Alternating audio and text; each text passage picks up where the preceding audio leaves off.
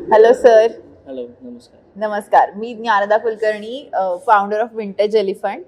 Vintage Elephant जे स्टार्टअप्ससाठी basically काम करते आणि मॅक्स महाराष्ट्रमध्ये आज आपलं स्वागत आहे. आज मॅक्स महाराष्ट्रमध्ये आपण इथे भेटतोय याचं एक महत्त्वाचं कारण आहे की आता जो निवेश महाकुंभ इथे होतोय राईट, तर त्याच्यामध्ये बरेच इन्व्हेस्टर्स आज आलेत आणि ओसवाल सर तुम्ही एक SGA इन्व्हेस्टमेंट हँडल करताय ज्याच्यामध्ये खूप जास्त प्रकारचे इन्व्हेस्टर आहेत, म्हणजे त्याच्यामध्ये एकदम अर्ली स्टेज म्हणजे वयाने एकदम कमी असलेले इन्व्हेस्टर टू द टाइम जे 75-80 पर्यंत SIP त्यांचे चालू आहेत असे इन्व्हेस्टर. सो तुम्ही एक वेगवेगळ्या प्रकारचं एज ग्रुप बघताय. बरोबर. तर याच्यामध्ये मला सांगा, जो सुरुवात करतो इन्व्हेस्टमेंटला, आज जस्ट नोकरी लागली, जस्ट ग्रॅज्युएशन झालं आणि नोकरी लागली, अशा इन्व्हेस्टरनी सुरुवात कशी करायला हवी? सगळ्यात पहिले तर नमस्कार. मी चिराग मनोज ओसवाल, SGA वेल्थ निगडी निगडीकडनं आपलं आभार मानतो की आम्हाला तुम्ही एक चान्स दिला. आणि तुमचा जो प्रश्न आहे की जो नवीन व्यक्ती जॉईन झाला आहे, जॉब लागला आहे, त्यांनी गुंतवणूक कशी करावी, तर त्यांनी त्याचा जो जी सॅलरी येते त्याच्यामध्ये एक SIP चालू करायची.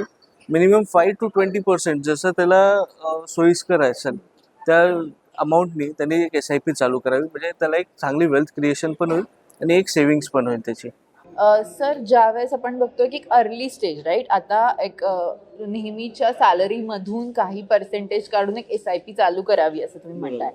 मग त्याच्यामध्ये आता जसं जसं जॉब लागतो राईट, सॅलरी यायला लागते, तर एक गोल्स असतात, म्हणजे जसं म्हणतो आपण की त्याच्यामध्ये छोटे गोल्स म्हणणं पहिली गाडी असेल किंवा पहिल्या घरासाठीची इन्व्हेस्टमेंट असेल किंवा मे बी फ्युचरमध्ये बघायचं असेल तर रिटायरमेंट प्लॅनिंग असेल. तर यासाठीच्या SIP इन्व्हेस्टमेंट्स कशा केल्या पाहिजेत? त्याच्यासाठी त्यांनी गोल SIP करायला पाहिजे. गोल इन्व्हेस्टमेंट ज्याला आपण म्हणतो. जसे जसे तुमचे गोल्स आहेत, जसं तुम्हाला गाडी घ्यायची आहे जी शॉर्ट टर्ममध्ये असेल, जसे 5 वर्ष किंवा मॅक्झिमम 5 वर्ष ते 7 वर्ष. तुम्हाला घर घ्यायचं आहे तर ते 25 वर्ष, मिनिमम 20 ते 25 वर्ष आपल्याला एक EMI जातात. तर EMI वर्सेस SIP आपण करायला पाहिजे. जेवढं तुम्ही EMI भरताय त्याचं 10% तुम्ही SIP मध्ये इन्व्हेस्ट केलं पाहिजे, ज्याच्याने तुमचं गोल इन्व्हेस्टमेंट पण होतं, वेल्थ क्रिएशन पण होते. जेवढं तुम्ही EMI भरलाय त्याचं SIP मध्ये त्याचं जास्त रिटर्न्स तुम्हाला मिळतात. बरोबर.